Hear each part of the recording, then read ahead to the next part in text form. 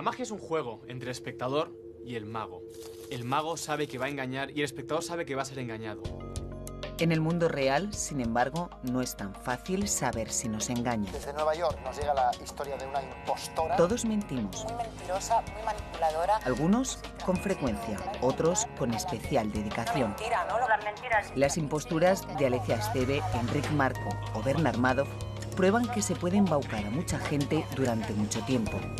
Hay más ejemplos. Toda su historia era mentira. Al ser humano se le da mejor mentir que detectar el engaño. Sí, efectivamente. Por ahora. Se ha visto que cuando una persona está mintiendo hay unas zonas del cerebro que se activan de manera sistemática.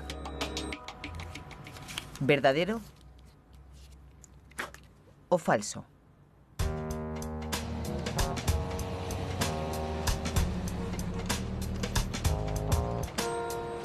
Ella estudió en un colegio del Opus y alguna compañera suya explica que, bueno, que ya de pequeña destacaba por su fantasía. Es más, explican que siempre estaba contando historias poco creíbles. Que he faltado a la verdad, diríamos, pero yo es que en realidad no digo demasiadas mentiras. Yo soy un embustero que dice verdades. Yo estoy aquí por culpa de la mentira. Bueno, de una mentira que un día empecé a contar. Decir o manifestar lo contrario de lo que se sabe, se cree o se piensa. Esta es la definición de mentira que da la Real Academia de la Lengua. Una descripción sencilla para una conducta humana tan compleja como habitual.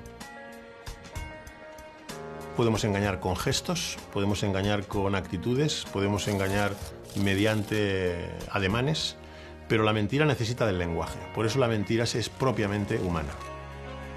Del engaño y sus disfraces se ocupan filósofos, políticos, predicadores, artistas, psiquiatras, policías. Los jueces siempre, a veces nos piden, si un sujeto tiene un testimonio X, pues a ver si se puede detectar si el sujeto dice la verdad o no.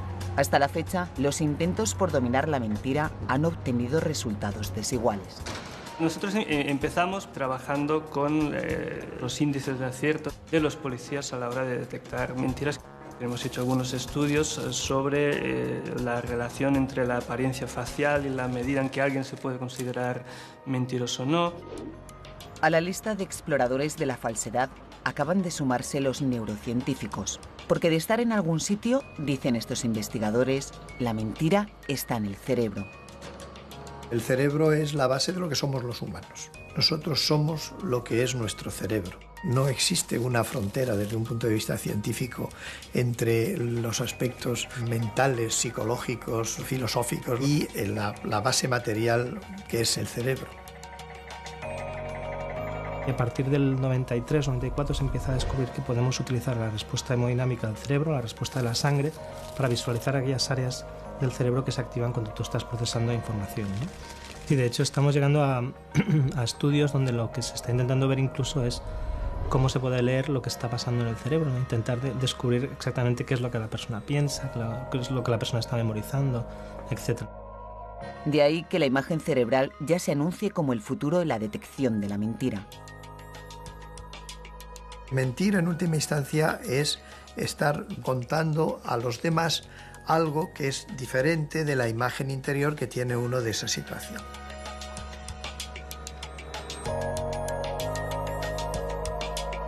Bueno, una mentira. Yo me inventé una especie de vida, si podríamos decirlo así. Inventaba cosas tan impresionantes como que ella despedía el fin de año en una isla de la Polinesia y después iba a Australia. Explicaba también que Bill Clinton había estado cenando en su casa. En la galería de embusteros ilustres me parece que ocupo uno de los primeros puestos. Hay un puñado de embusteros. Seguimos las huellas del engaño, un viaje lleno de trampas al interior de la condición humana. Por el camino encontraremos pistas, verdaderas o falsas.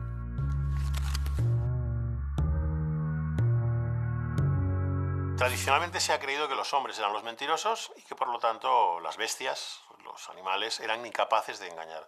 Esto se ha mostrado en los últimos tiempos absolutamente falso. Si los simios son capaces de engañar, ya podemos imaginar que los primeros hombres mentían. Mentimos desde el origen. Miguel Catalán es uno de los filósofos españoles que más sabe del engaño. Durante 20 años ha investigado sus secretos y ha indagado en la historia de afamados impostores. Lo cierto es que mentimos todos, y mentimos no a toda hora, pero con cierta frecuencia. Los tipos de mentira son tantos como los motivos para mentir, pero se puede mentir por razones buenas, por razones indiferentes y por razones malas. La impostura es un tipo de mentira, es un tipo de engaño específico. Puede llevarse a cabo de forma racional, buscando una finalidad concreta, buscando un objetivo concreto. Y tenemos el tipo de impostor más interesante, que es el tipo de impostor que no calcula bien las consecuencias. El tipo de impostor que termina teniendo una personalidad ficticia. En 1939, Enric Marco cogió un tren rumbo a la Alemania nazi. Ahí se sitúa el inicio de lo que él denominará su distorsión de la historia. Yo no he sido un ser excepcional, pero sí una persona diferenciada por una serie de condiciones que arrastro desde hace muchísimos años, desde siempre, yo diría desde mi nacimiento. Y no es cuestión de darle dramatismo ni patetismo a la cosa. Las cosas son como son y yo soy así. Por eso, asegura, se presentó como víctima del Holocausto. Por eso transformó un viaje voluntario en una deportación y la celda de una cárcel en un campo de exterminio. Quise reivindicar aquel campo de concentración abandonado. Esa es la historia singular del cómo adopto Flossenbürg como campo de concentración y los hombres que están allí, cómo los adoptaré como si fueran compañeros míos. No estuvo allí, pero su relato fue tan convincente que llegó a presidir una asociación de víctimas.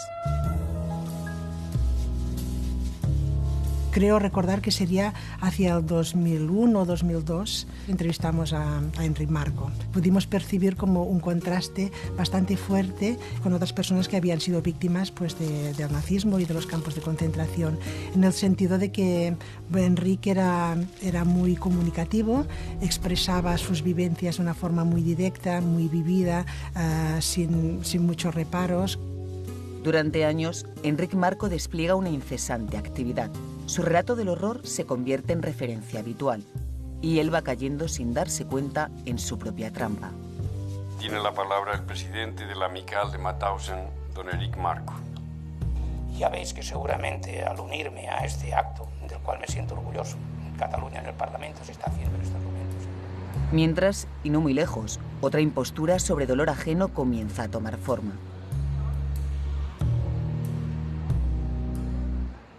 Es septiembre de 2001. Alicia Esteve acaba de matricularse en un máster en gestión empresarial en su ciudad, Barcelona. En su próxima aparición se hará llamar Tania Heath y será de Nueva York. La mentira, en principio, no tiene por qué ser patológica. Es decir, que una persona que no tiene ninguna enfermedad y miente. Es una mentira racional y hay una motivación racional en la mentira. Un estafador miente, lógicamente, el que estafa miente, pero la estafa suele estar sustentada en la inteligencia y en la creatividad. Antropológicamente, todas las culturas han mostrado el respeto e incluso la admiración por aquellos que son capaces de sacarse a sí mismos de la pobreza, etcétera, mediante el ingenio. En España, el concepto de pícaro y la literatura picaresca refleja muy bien este hecho. El pícaro es el héroe. Eso no quiere decir, lógicamente, que en los ámbitos en los cuales se necesita la colaboración, la mentira no sea un defecto, que lo es. La mentira para nuestro cerebro probablemente es una estrategia defensiva como otras tantas. El cerebro tiene una característica muy particular, intenta ofrecer en todo momento una visión integrada y sintética del mundo. La mentira no es más que una manera más, aunque sea consciente, de construir ese mundo.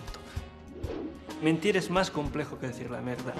Al decir la verdad tú simplemente tienes que describir lo sucedido. A la hora de mentir tú tienes que crear una historia plausible, que no contenga contradicciones, que tienes que acordarte de ella por si después te van a preguntar otra vez, etc. Y eso es muy complejo a nivel cognitivo, es decir, hay que pensar mucho. La historia ofrece un amplio catálogo de embustes de todos los calibres. Insólitos o infames, breves o con desarrollo, públicos o privados, en grupo o individuales. Entre estos últimos, hacerse pasar por víctima es un clásico.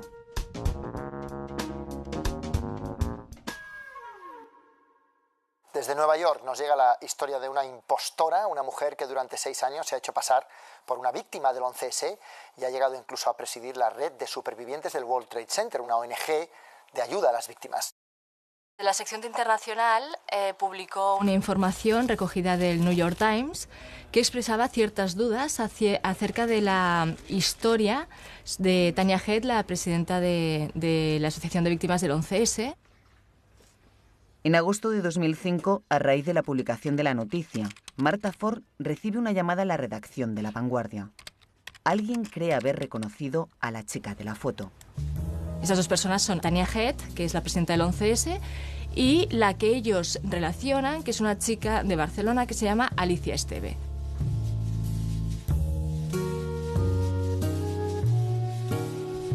El atentado de Nueva York ya tiene su impostora, confesa. Ella ve que ahí tiene una oportunidad y aprovecha datos que no son suyos para crearse su nueva identidad, una superviviente del 11S.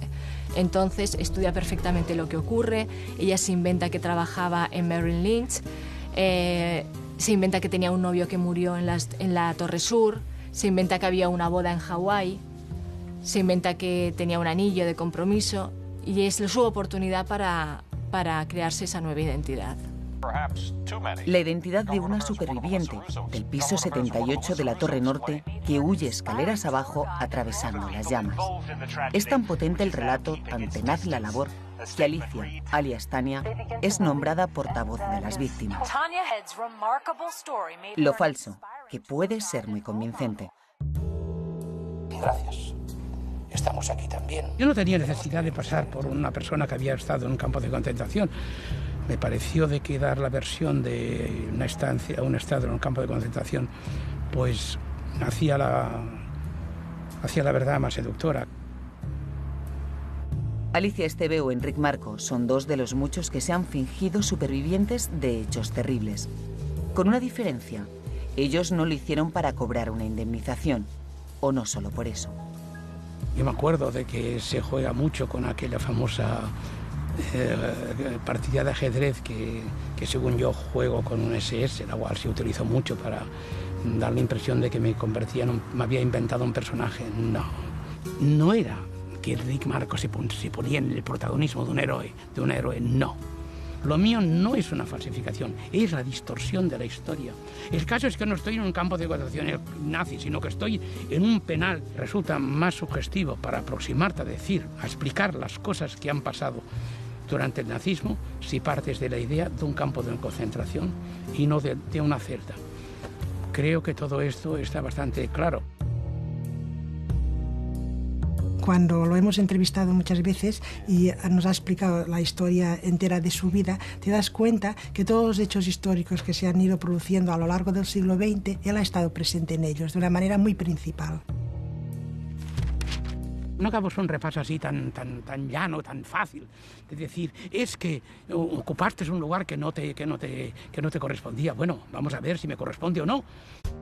La realidad del caso de Enric Marco, como de muchos otros impostores, es que al final la personalidad ficticia se superpuso a la personalidad real. Y una vez que ya eres presidente de la Asociación Amicale, por ejemplo, de Mauthausen, una vez que ya has hablado en el Congreso, una vez que ya has pronunciado muchas conferencias, bajar de esa rueda es prácticamente imposible.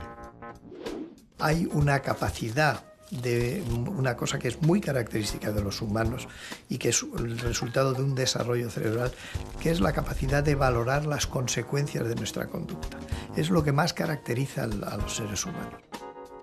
Eso lo hace una zona del cerebro que se desarrolla muy tarde y probablemente las personas que tienen menor capacidad de predicción de las consecuencias de lo que hacen tienden a buscar una gratificación más inmediata y tienden a mentir con más facilidad, porque no se dan cuenta de que al final las consecuencias a lo mejor son peores para ellos, salvo que sean unos magníficos mentirosos, en cuyo caso pues tendríamos a lo mejor un político de primera fila o alguien que tenga una capacidad de influencia en los demás muy grande, o un maravilloso actor, por no darle un aspecto negativo, ¿no?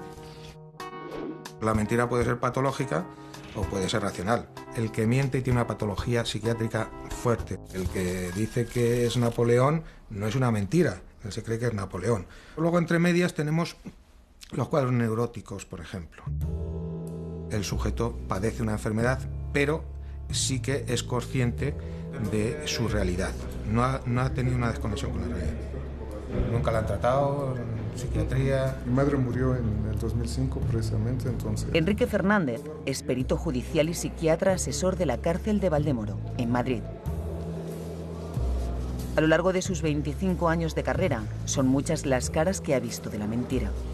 Hay personas que, bueno, tienen necesidad de aparentar, ¿eh? Entonces, de hecho, hay pues, hay un trastorno de personalidad que se llama con afán de notoriedad. Hay otro que es narcisista. El narcisista pues, también siempre va a intentar exagerar sus propias virtudes.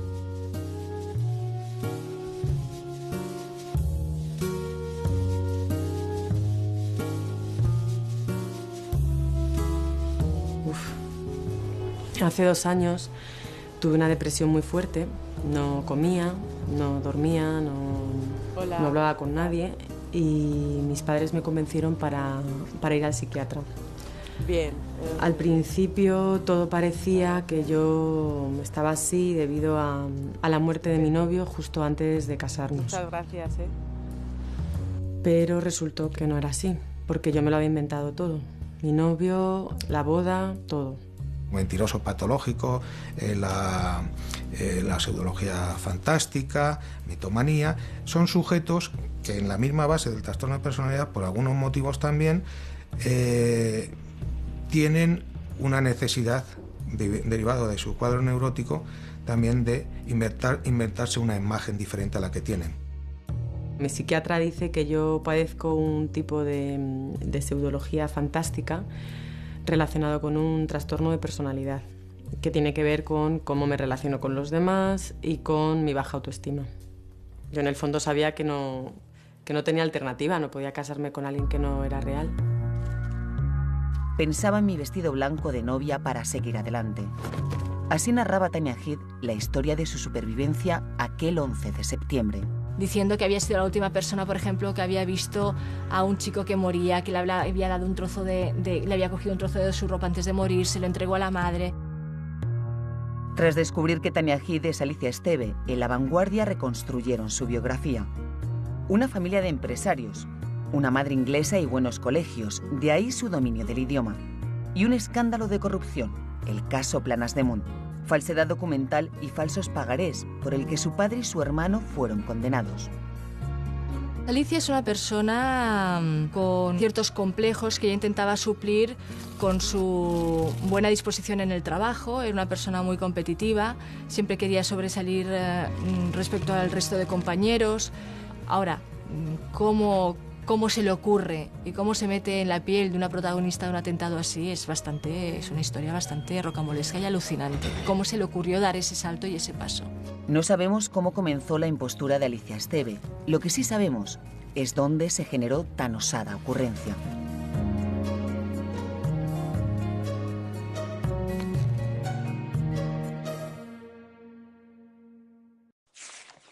La cuestión está que el cerebro humano, lo que le caracteriza como tal es el desarrollo de toda una parte de la corteza frontal en la que se forman circuitos dirigidos a determinados aspectos de nuestra conducta que se están empezando a identificar dónde se localizan mediante imagen cerebral.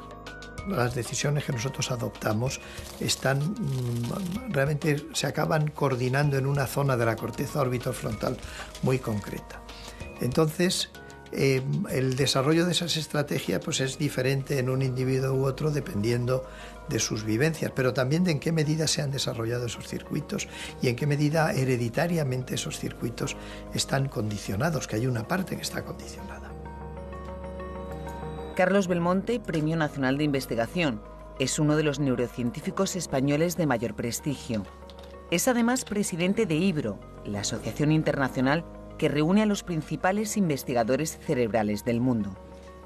Estamos en un momento de expansión, yo diría que explosiva, del conocimiento sobre cómo opera, cómo funciona el cerebro. Y en ese sentido probablemente hemos avanzado más en los últimos 25 o 30 años que en los 10.000 anteriores. En la década de los 90, Carlos Belmonte fundó el Instituto de Neurociencias de Alicante, uno de los centros de referencia en investigación cerebral. A uno le pueden trasplantar el hígado y sigue siendo uno, o le pueden trasplantar el corazón y sigue siendo uno. Si le trasplantan el cerebro, deja de ser uno y pasa a ser otro. En el caso hipotético que se pudiera trasplantar, lo que se estaría trasplantando sería un cuerpo, no el cerebro, porque el yo va con el cerebro. De manera que el alma, si existe el alma en el concepto religioso, espiritual del término, existe en el cerebro. Y la personalidad está en el cerebro. Nuestros recuerdos, que somos un poco, ¿no?, lo que nosotros somos, están en el cerebro y todo está en el cerebro. Exactamente, eso es como le llega el Alexis. Ahora. Que está repitiendo. Muy bien. El axón, que es lo que lleva la información a las otras neuronas. Y esto que tenemos aquí, tridimensionalmente, es el árbol dendrítico. Aquí veis unos puntitos muy pequeñitos, que son las espinas dendríticas, que es donde estas neuronas reciben la información nerviosa. El problema del sistema nervioso es generar el comportamiento. El comportamiento es una cosa muy complicada, ¿no? Dar respuestas en milisegundos a cuestiones complejas es lo que hace el cerebro continuamente. Lo está haciendo continuamente. 100.000 millones de neuronas estableciendo a la vez miles de millones de contactos, lo que Ramón y Cajal llamó sinapsis, mandándose señales a través de impulsos eléctricos, pasándose información a través de mensajeros químicos. Recordar, idear, contar, mentir o decir la verdad. Sí, efectivamente, ha habido recientemente, con mucho ruido mediático, estudios en los que se ha visto que cuando una persona está mintiendo hay unas zonas del cerebro que se activan de manera sistemática. En la corteza orbitofrontal, en la parte de delante de nuestro cerebro. Un descubrimiento de variadas y controvertidas aplicaciones. ¿Jura, promete decir verdad lo que se le pregunte? Sí, juro decir la verdad. Lo juro. Sí, juro. El acusado puede mentir, la víctima no puede mentir, pero bueno, son versiones contradictorias. Está claro que se miente mucho en los juicios, en su propio beneficio. Los testigos, está claro que, bueno, que algunos mienten, ¿no? Pues vamos, necesariamente, porque a veces escuchas una versión y la contraria. Jurado promete que va a desempeñarse bien. Cuando nosotros estamos ante una persona que tiene una enfermedad, pues lo que podemos hacer es pues, decir si es susceptible o es más vulnerable a la mentira o no. Pero si lo que tenemos delante no es un enfermo, sino una persona normal, dos personas normales, pues ahí no hay desde el punto de vista psiquiátrico nada para poder decir, pues miente uno o miente el otro. El juez piensa que nosotros tenemos unos elementos desde el punto de vista tanto de la psiquiatría forense como a través de determinadas test o pruebas. La verdad es que no existe esto. No hay ninguna prueba psiquiátrica de valoración de credibilidad del testimonio, más que pruebas o test, la propia experiencia. Más tarde, el 20 de septiembre, y lleva en la prisión de Valdemoro desde el 15 de noviembre del 2008. No hay ningún indicador que, ni verbal, ni no verbal, ni paralingüístico, que implique que la persona esté mintiendo. Jaume Masip es experto en las técnicas de detección de la mentira. Una especialidad que le ha llevado a asesorar a policías y a otros profesionales de la seguridad.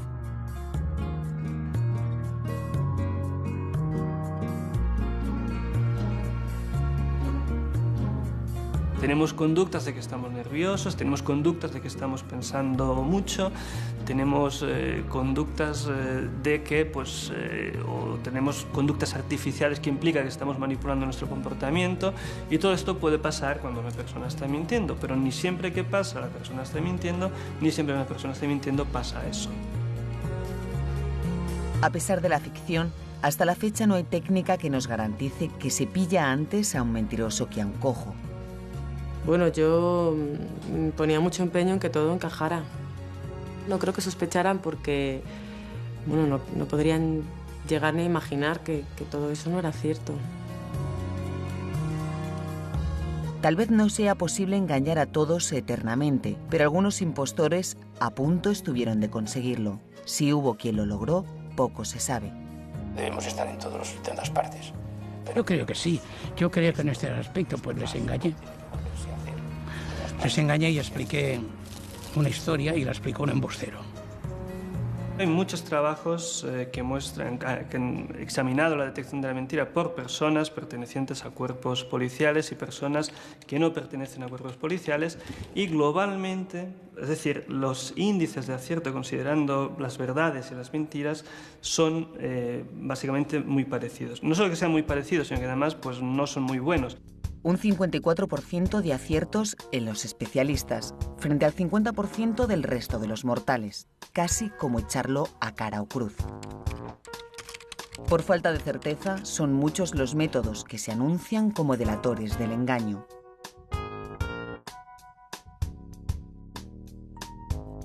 A este contexto de incertidumbre ha llegado la neuroimagen. Y junto a los métodos tradicionales ya aparecen las resonancias magnéticas funcionales como nuevo método para detectar infidelidades, estafas, espías.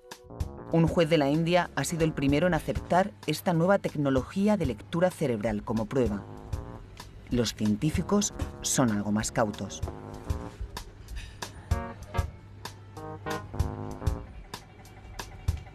La imagen cerebral sigue siendo grosera, porque estamos viendo, no vemos las cosas en tiempo real. Desde un punto de vista metodológico, en años, no sé cuántos, podrá definirse con claridad cuando un sujeto está haciendo esa conducta en particular. Ahora, el cómo se utiliza esas posibilidades, eso depende de la sociedad. Claro, si lo vamos a utilizar para saber la verdad en un juicio, pues parece que es útil. Indiscutiblemente, ello exige un nivel de precisión y de seguridad muy alto. Pero yo sinceramente creo que no estamos muy lejos de eso. Se han utilizado procedimientos mucho más groseros, como es el de las máquinas esas de la verdad, donde lo que miden es sudor, es decir, miden la respuesta emocional frente a la mentira, que bueno, es mucho más fácil de controlar y mucho más variable, influible por otros factores. Había tomado unas pastillas de Orfidal y que, según le dicen a él, que había quemado la casa, pero que él no se acordaba de nada. Es cierto que si hubiese un posible detector de mentiras, pues bueno, es que no habría peritos, pero tampoco había abogados ni fiscales, porque bueno, el juez lo pasaría en ese detector de mentiras y ya está. Si tiene disminuida la conciencia, es decir, la percepción de la realidad, pues el sujeto es que no lo registra. No es que no se acuerde, es que no lo ha registrado. Pero la detección de la mentira tiene un problema añadido: saber cuál es la verdad. Hay gente con más tendencia o más susceptibilidad a producir recuerdos falsos y otros a tener recuerdos verdaderos más precisos, ¿no?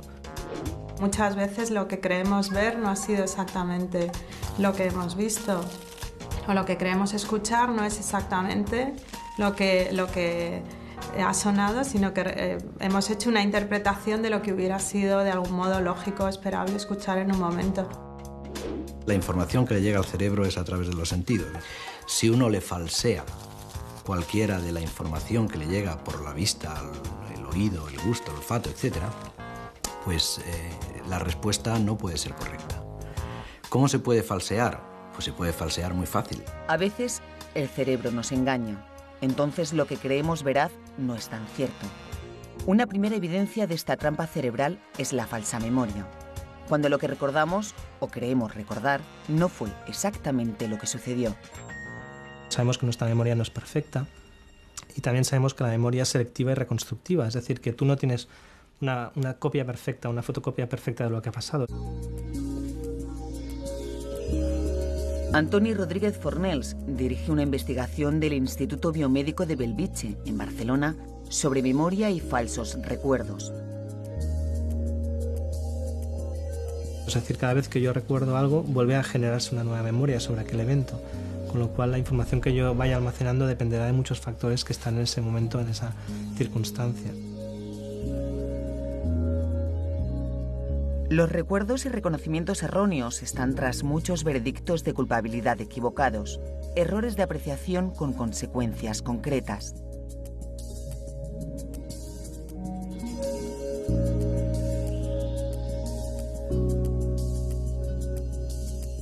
hasta qué punto sabemos cuando hay un testimonio pues, que lo que está diciendo no ha sido inducido por el interrogatorio, por ejemplo. Bueno, buenos días.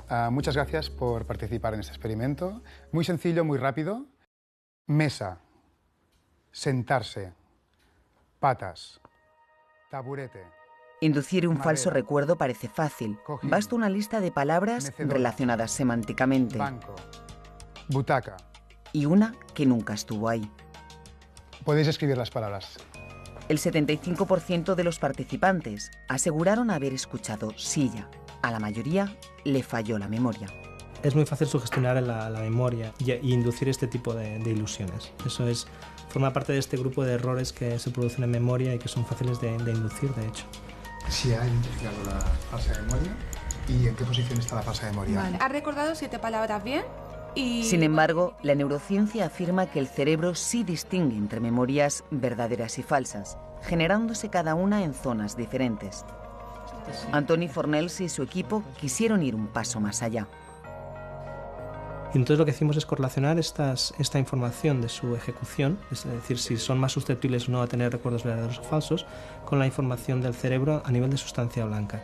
La sustancia blanca, neuronas con vaina y axones, era hasta ayer la actriz secundaria del sistema nervioso central frente al protagonismo de la materia gris, formada por las neuronas sin vaina de mielina, las transmisoras veloces de los impulsos nerviosos. Para recuerdos verdaderos encontramos que lo que sería el fascículo longitudinal inferior que conecta algunas zonas del hipocampo y parahipocampo está muy relacionado con la susceptibilidad a generar memoria verdadera, mientras que otro fascículo que conecta las zonas frontales y parietales está mucho más relacionado con lo que sería la susceptibilidad a generar falsas memorias, ¿no?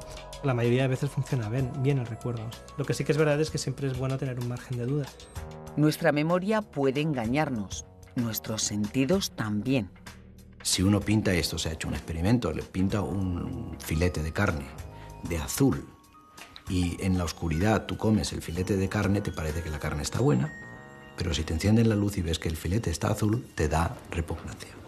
Tiñendo, por ejemplo, un vino blanco de vino tinto, cuando uno va a probarlo, le parece un vino tinto más que un vino blanco. Sencillamente porque el cerebro está entendiendo que eso es vino tinto y tiene que saber a vino tinto. En el Instituto de Neurociencias de Alicante investigan la percepción visual y las ilusiones asociadas a ella, cuando lo que vemos no es exactamente lo que hay. Los primates en general somos animales eminentemente visuales.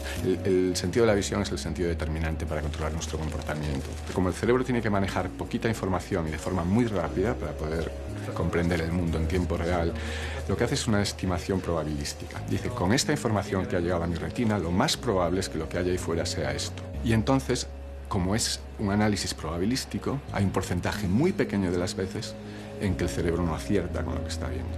Y eso es lo que denominamos una ilusión visual. En este caso es la silueta de una bailarina que está rotando en el espacio. Normalmente casi todo el mundo la ve rotando en el sentido de las agujas del reloj. Pero espontáneamente puede cambiar el sentido de giro. Bueno, nuestra percepción del sentido de giro. El sentido de giro en realidad no existe. Normalmente no nos damos cuenta de las ilusiones visuales, pero se están produciendo continuamente, en un porcentaje muy pequeño. Si las ilusiones visuales dominasen nuestra percepción, moriríamos. La neurociencia se vale de todas las técnicas imaginables para poder comprender los mecanismos cerebrales de percepción, de cognición. Y una de las técnicas más maravillosas es la magia. Los magos, igual que otros artistas, empezaron a darse cuenta de las claves de la percepción hace milenios ya. Y, sin embargo, los neurocientíficos todavía estamos intentando cogerles el ritmo un poco. Cuando en el cerebro entra información que es contradictoria, tiene que resolver esa contradicción. El cerebro siempre llega a una única solución para todas las cosas. Y los magos saben cómo hacer para dirigir tu atención y para dirigir también el resultado de esta resolución de conflictos en situaciones de disonancia cognitiva. Y lo llevan haciendo milenios. Lo aprendieron de forma intuitiva. El cerebro humano prefiere el error a la duda, al vacío. El cerebro siempre resuelve las contradicciones dando una explicación, que muchas veces no es real, pero que le sirve a él para construir su realidad. Es que la realidad no existe. Lo que ve el cerebro no es la realidad. Es una visión tan deformada de la realidad que es su realidad. Una realidad más fácil de falsificar de lo que se creía, como están demostrando los mundos virtuales. El cerebro construye su imagen del mundo basándose en la información que llega desde fuera, que es una información muy incompleta y muy fragmentaria. Si nosotros le proporcionamos una información que es igual a la que obtendría en condiciones normales, no la distingue, simplemente es que no la distinguimos. Y en el caso de la imagen de los de presencia, que realmente tienen aquí Ciro Rizo, Mavi Sánchez Vives, algunos experimentos muy espectaculares, pues es verdad que te ponen en una situación emocionalmente estresante. Mientras no se demuestre lo contrario, esta es Mavi Sánchez Vives, codirectora en España del proyecto Presencia. Y él es Mel Slater, coordinador de una investigación de la Unión Europea, que amén de otras aplicaciones clínicas, muestra cómo nuestro cerebro no es infalible. Denominamos presencia a la tendencia humana de reaccionar en entornos virtuales como si se tratara de la vida real. Un ejemplo, si en la realidad virtual nos colocamos frente a un precipicio, aunque todos los participantes saben que ahí no hay tal, reaccionan a la defensiva y muestran signos de ansiedad. Encima, yo no veo nada y empiezo a volar. Nunca había volado antes. Existen unos mecanismos básicos que el cerebro utiliza para estas reacciones automáticas. Nuestra investigación trata de entender cuáles son las causas desde un punto de vista psicológico y neurocientífico.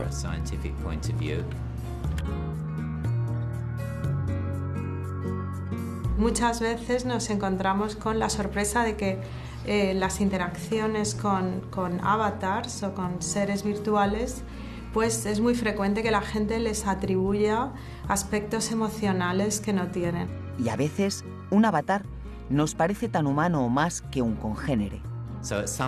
A un mismo nivel, el cerebro no entiende que se trata de realidad virtual, porque a lo largo de toda la evolución de nuestra especie, si algo tiene tu tamaño, tiene tus ojos, te mira y te habla, es un humano. Incluso la percepción de nuestro propio cuerpo es modificable. Un brazo virtual, por ejemplo, puede parecernos el nuestro real tras unos instantes de estimulación táctil y visual. Vas a sentir que algo te toca la mano izquierda, vas a sentir un tacto y vas a ver lo mismo en la mano virtual. Yo creo que la realidad es consistente, sin embargo, nuestro cerebro la filtra y la interpreta en modos que a veces no son estrictamente objetivos. Lo que nosotros podemos hacer utilizando realidad virtual es cuantificar esa diferencia. A medida que la imagen virtual va siendo más convincente, pues nos va a ser muy difícil de distinguir.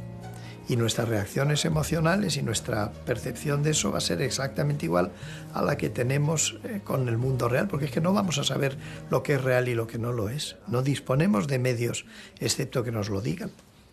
¿Y si no nos lo dicen?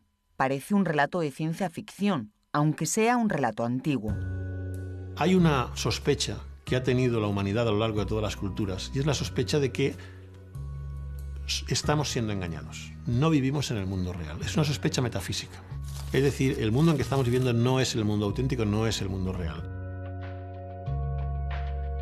Para reforzar los falsos recuerdos y las percepciones falsas, como tercera prueba de errores de juicio están las creencias, las falsas creencias. Tenemos el deseo, por lo menos ardiente, de tener alguna información. Como no la hay, nos la inventamos. Y como necesitamos tener información, nos la creemos. Y por lo tanto la expandimos, la divulgamos.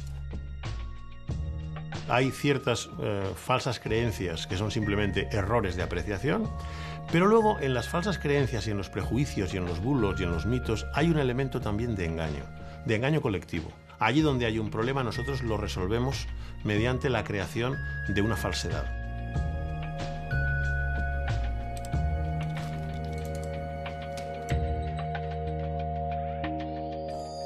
Al igual que el cerebro parece preferir el error al vacío, la sociedad humana prefiere la invención a la ignorancia. Sobran ejemplos. Uno irrefutable, la lista de días del fin del mundo con sus verdaderos finales.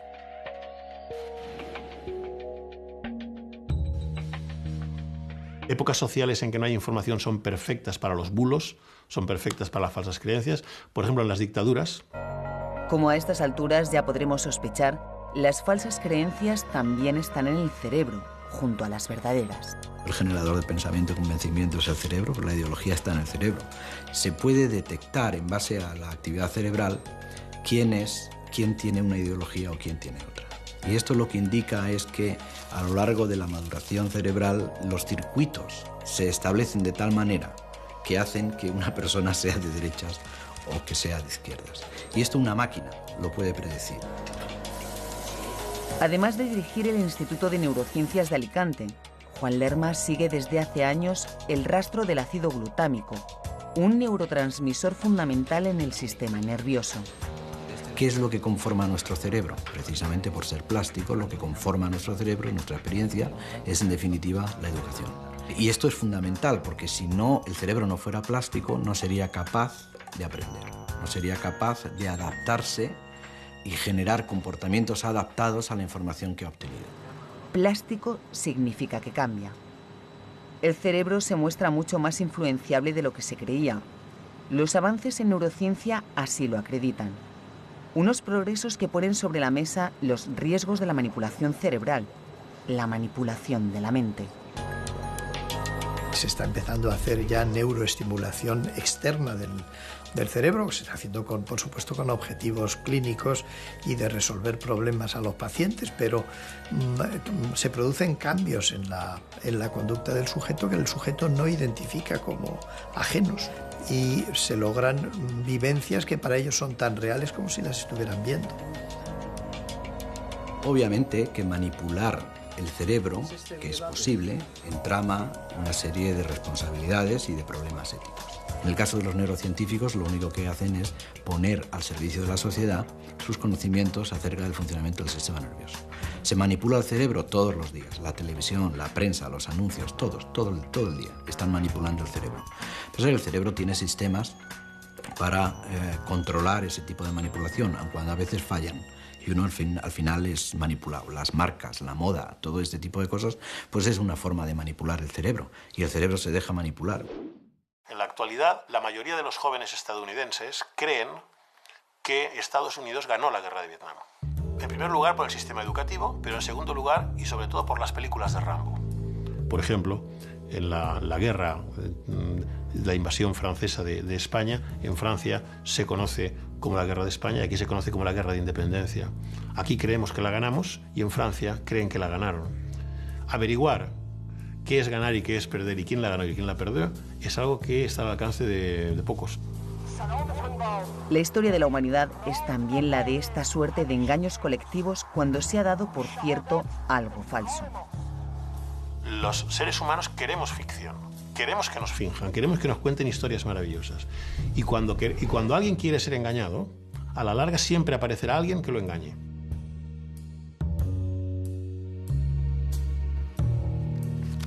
Aunque parezca mentira, Sherlock Holmes nunca dijo elemental, querido Watson.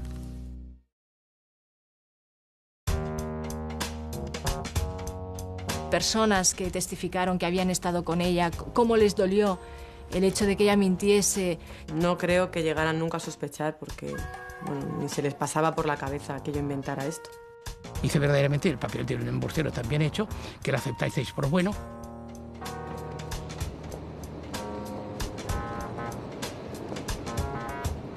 El engaño requiere de creyentes, de crédulos o creedores, que estas son las tres acepciones que definen al individuo que cree.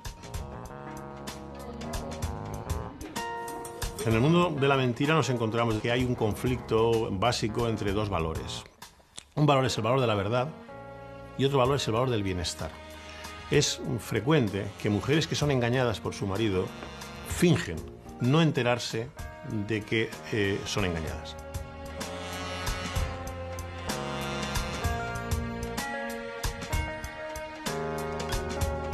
Cuando hay una creencia que nos asegura, vamos a llamar así, la vida eterna, pero tenemos, por otra parte, una evidencia científica o de otro tipo que desautoriza las creencias vinculadas a esa creencia general, lo normal es desautorizar los datos. Ocurre lo mismo con los prejuicios. En el mundo de los ovnis da igual el número de veces que se demuestre que una fotografía de supuesto ovni está trucada. Da lo mismo. Pues tiene que volverse a hacer en todas partes, donde sea necesario, para que no se olvide jamás. Hay una simbiosis entre la mentira que cuenta Enric Marcó para conseguir ser el centro de atención y aquellos que le escuchan, los cuales no quieren escuchar que él estuvo en una prisión en Kiel, que es lo que sí sucedió. Ellos lo que quieren escuchar es otra cosa. Y que nunca más pueda darse una situación como aquella. Gracias. Él percibe esto, y al percibirlo lo que hace es darle al público aquello que le pide. De manera que en muchos casos, y en el caso de Enric Marcó, el responsable no es solo Enric Marcó, el responsable son también todos aquellos que le escuchan, es decir, todos nosotros. Creyeron en mí, no digo excesivamente, no me atrevo a decirlo. Y fue algún periodista que dijo, buena parte de la responsabilidad es nuestra, y de ahora en adelante deberíamos tener mucho más cuidado, pero que no a nadie le voy a pedir, a nadie le puede dar responsabilidades. Tania se convirtió en la voz de los supervivientes de las Torres Gemelas. También en Nueva York creyeron a Alicia Esteve cuando se fingió víctima de los atentados del 11 de septiembre. Era una historia de vida o muerte, de esas que te atrapan. Ahora cuando recuerdan cómo iba a la zona cero a explicar su relato, pues les duele mucho, porque ha estado jugando con los sentimientos de muchas personas, de gente que ha perdido a hijos, a maridos, a mujeres, y eso es muy doloroso. La gente en general tiene un sesgo a considerar que lo que cuentan los demás es verdad. Hay un elemento que es el aniñamiento facial, ¿de acuerdo? Entonces hay personas que cuando ellos crecen pues mantienen características que nos podrían recordar a un bebé, y las personas con esas características en términos generales pues se consideran pues más inocentes, más ingenuas, y entonces pues se les tendería a atribuir mayor veracidad que a otras personas, simplemente por su apariencia. Tras ser descubierta la impostura, Alicia Esteve pasó de heroína a villana. Algo similar ocurrió con Enric Marcó, cuando el historiador Benito Bermejo reveló que nunca había estado en un campo de concentración. Había habido la intervención de Enric en el Congreso de los Diputados, que fue una intervención muy impactante. Y esa intervención había sucedido, me parece, 2 meses antes de explotar el escándalo. Desde la Amical nos avisaron de que el problema es que Enric pues, no había estado nunca en Flossenburg. Una vez descubierta la impostura, Carme Viñoles y Paula Nau trataron de reconstruir su historia. Quisimos investigar un poco y hacer el reportaje, no solamente por haberlo conocido, que también es cierto, y que teníamos necesidad de comprender un poco el personaje, ¿no? Porque nos sorprendió muchísimo lo que había ocurrido, el hecho de que fuera un impostor. Comprobaron que viajó como trabajador voluntario a la Alemania nazi, que estuvo preso por proselitismo en una cárcel, que tras años de invisibilidad se presentó como militante clandestino de la CNT en 1975. Es muy difícil o casi imposible establecer la verdad de Enric Marcó. No nos queda evidentemente claro de que podamos decir a pies juntillas pues la parte de la historia, la verdad de la historia es esta y no es la otra. Hay claros oscuros constantes. Quería saber cómo respondía dentro de los cánones del arte aquí, que un personaje como yo, cómo era de significativo. Todo lo pasado es muy fácil decirlo, ¿no? Pero es cierto que en los últimos meses, precisamente cuando más volumen iba tomando su personaje, ¿no? Más magnitud, realmente él adornaba sus historias de una manera un poco exagerada, que ahora nos damos cuenta, explicando historias, tú has comentado, escatológicamente, desde un punto de vista sexual, desde muchos aspectos. Para mí esto demuestra que él era ya bastante prisionero de su propio personaje, que su personaje lo arrastraba. Se empieza siendo un impostor, a lo mejor por una pequeña mentira, que causa un efecto muy agradable, porque los demás nos escuchan. Se repite y la persona va adquiriendo una personalidad distinta de la que tenía. Aquí hay algo tan profundo, ese placer es tan intenso, que la persona pierde el control y es capaz de realizar cualquier cosa con tal de volver a repetirlo. Sería como una droga. A mí me dominó, como una droga igual. Lilith, nombre ficticio, llegó a preparar su boda con un novio inexistente. Yo creo que me dejé arrastrar. Para mí la vida era más cómoda con novio que sin él, aunque no fuera real. Fijé una fecha Busqué un restaurante, una iglesia. Pero una boda así no podía celebrarse. Yo me derrumbé totalmente cuando dije que había muerto. Ahí se me vino el mundo encima. Marcel Proust tiene una frase que decía: mentimos mucho,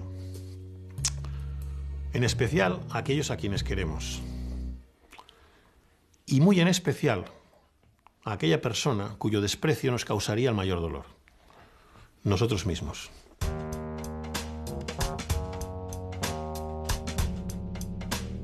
Engañar, embaucar, fingir, falsear, impostar, ficcionar.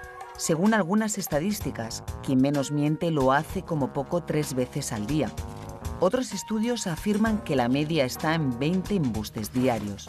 Sobra decir que no hay manera de acreditarlo. Aceptemos la verdad como es y aceptemos a Enric Marco como es también. Y no es necesario que se vuelva una hoja en blanco sobre la historia, no. Escribamos la historia y si le hemos de decir a Enric Marco que en unos momentos jugó el papel de impostor y de falsificador, pues ahí está escrito. Siguiendo las huellas del engaño, conocimos de increíbles imposturas como las de Alicia Esteve o Enric Marco. Y nos asomamos a algunas de las infinitas caras de lo falso. A la mentira racional, a la mentira patológica. A veces me oigo empezar a contar algo que no es del todo cierto. Bueno, yo creo que ahora ya sí me controlo a tiempo, me doy cuenta y paro. A la mentira individual o a la colectiva, a la mentira inocente y a la mentira dañina. Sobre todo las mentiras que realiza el poderoso sobre el débil, en concreto la mentira política. Debemos luchar contra ella, aunque sea muy difícil, porque representan una forma del abuso del poderoso sobre el débil, es decir, del gobernante sobre el gobernado. En las monedas todavía de la época de Franco, y estoy hablando de mi infancia, todavía se podía leer por la gracia de Dios. El gobernante está elegido por Dios para salvarnos del caos. Esa es la gran mentira originaria de la política. El poder, por naturaleza, intenta siempre engañar al pueblo. El pueblo, por tanto, tiene que proveerse de medios para no ser engañado. El engaño, esa conducta humana escurridiza y omnipresente a la que los neurocientíficos quieren poner cerco. Se hace mucho énfasis en las enfermedades del cerebro, que son muy importantes y muy prevalentes, pero el conocimiento del cerebro va a ser mucho más trascendente en nuestra vida de lo que va a ser el conocimiento de las enfermedades del cerebro. En otras palabras, cuando nosotros entendamos el cerebro mejor, nuestra sociedad va a cambiar de una manera muy sustancial. Una aventura no exenta de riesgos. ¿Hasta dónde podemos llegar en neuroestimulación? ¿Hasta dónde podemos llegar en la modificación de la conducta de una persona que ha cometido un acto que se considera socialmente rechazable? ¿Hasta dónde podemos forzar a la gente a no mentir, que decía usted? Cuando las mentiras las estamos utilizando continuamente y forma parte de nuestra estructura de conducta, insisto, vinculada a estrategias del cerebro. Ahora sé que las cosas no siempre pasan como creemos que pasan. De verdad. La verdad no es simplemente lo que está ahí delante. Poco creíble. La verdad no es simplemente lo que me muestran mis sentidos, sino que para averiguar la verdad es necesario que yo haga un esfuerzo de investigación. De verdad. El engaño. Una mentira, ¿no? Sí, es verdad, ¿no? Todos los falsos. Te ha quedado estupendo, Zay. Ya te puedes quitar la peluca cuando quieras. Qué bien. ¿Qué tal? ¿Te ha gustado hacerte mentirosa? Sí. A nosotros nos vale. Está perfecto. Uf, qué bien. Muchas gracias. Gracias a vosotros.